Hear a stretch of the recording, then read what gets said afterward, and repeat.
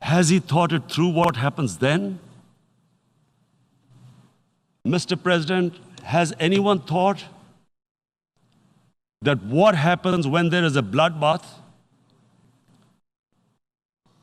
What do you think the impact will have on people of Kashmir? What do you think they will think?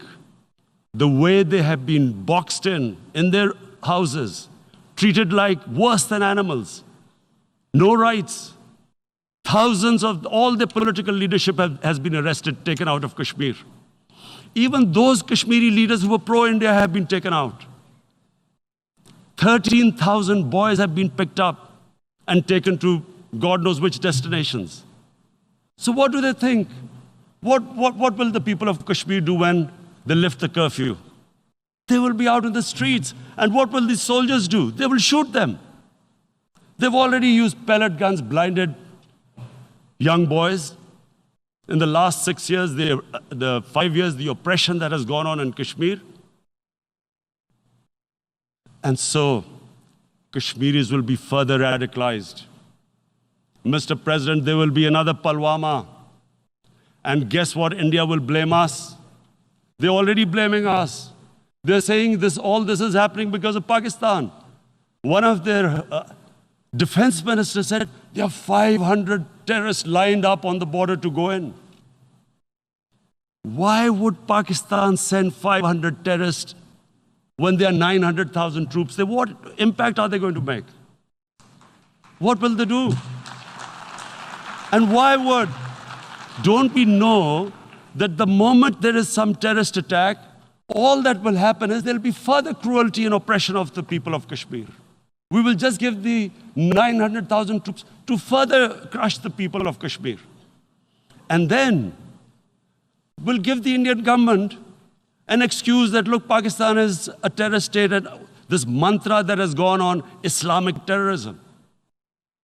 The moment you use this catchword, Islamic terrorism, the whole world turns away. No one talks about human rights. You can do whatever you want, which is what has happened in Kashmir, because they keep using this word, Islamic terrorism. And this is what they're doing right now. What do we benefit from further increasing the cruelty on the people of Kashmir? And why would we want this? But there is no other narrative left for India. As when they lift the curfew, whatever happens, Pakistan will be blamed, and there is always a danger of another Pulwama. They might come and bomb us again, and then another cycle might start. And what does Narendra Modi think? That 180 million Muslims of India are thinking right now. Aren't they watching these Kashmiris stuck inside for 55 days they've been stuck in? Aren't they watching? What do you think? Don't you think that the Muslims will be radicalized in India? And I am talking about 180 million people. And when they get radicalized, there will be some incident in India somewhere down the line. Again, we will be blamed. And I'm warning you right now, again, we will be blamed. And Mr. President, what about 1.3 billion Muslims who are watching this? And they know that it is only happening in Kashmir because they're Kashmiri Muslims. This is not happening to Kashmiri Hindus. They know that this is happening because of their religion. So what do you think they will be thinking? What do you think the Jewish community would think if they were, forget 8,000 Jews stuck like this? What do you think Europeans would think? What do we think? I mean, any human community, if their members are stuck like that, what do you think they will think? Are we a children of a lesser God? Is it not going to cause us pain? And then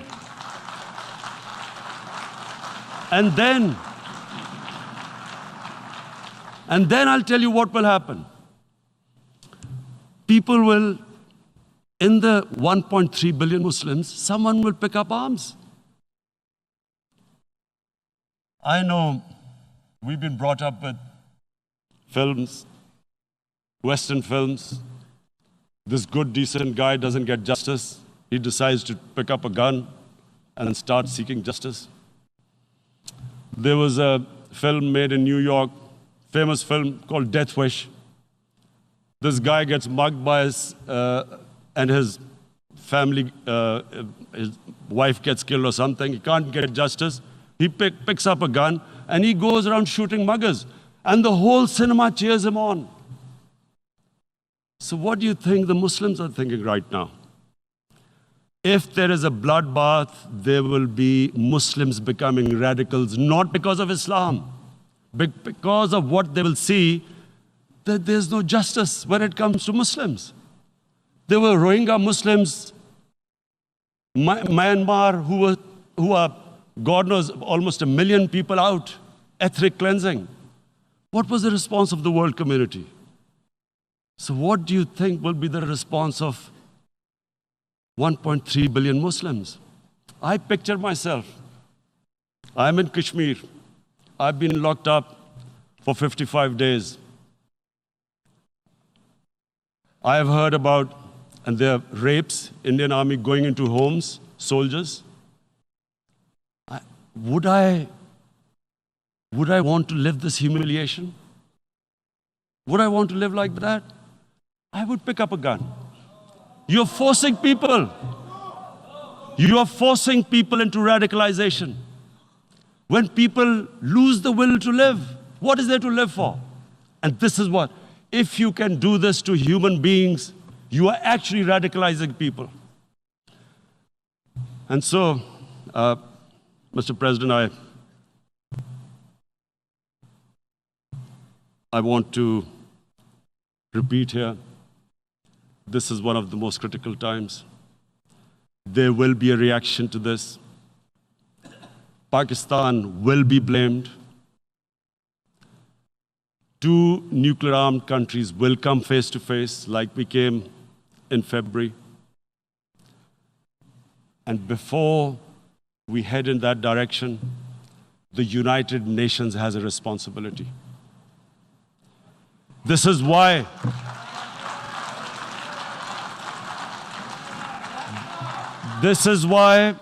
the United Nations came into being in 1945.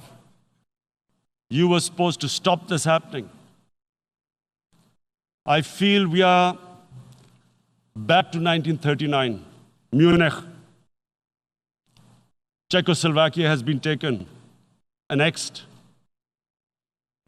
What is the world community going to do?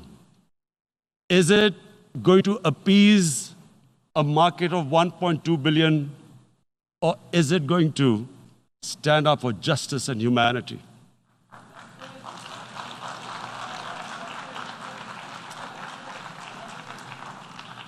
If this goes wrong, you hope for the best, but be prepared for the worst. If a conventional war starts between the 2 countries, Mr. President, if a conventional war starts, and anything could happen, but supposing a country 7 times smaller than its neighbor is faced with the choice, either you surrender or you fight for your freedom till death, what will we do? I ask myself this question. And my belief is, La ilaha illallah, there is no God but one. And we will fight. And when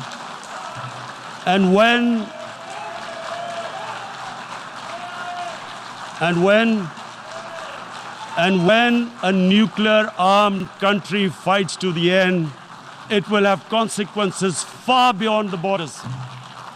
It will have consequences for the world, which is why I repeat I'm here. Because I'm warning you, it's not a threat. It's a fair worry that where are we headed? And I've come here to tell the UN, you've got to, this is a test for the United Nations. You are the one who guaranteed the people of Kashmir the right of self-determination. They are suffering because of that. And this is the time This is the time not to appease like in 1939 appeasement took place. This is the time to take action. And number one action must be that India must lift this inhuman curfew, which has lasted for 55 days.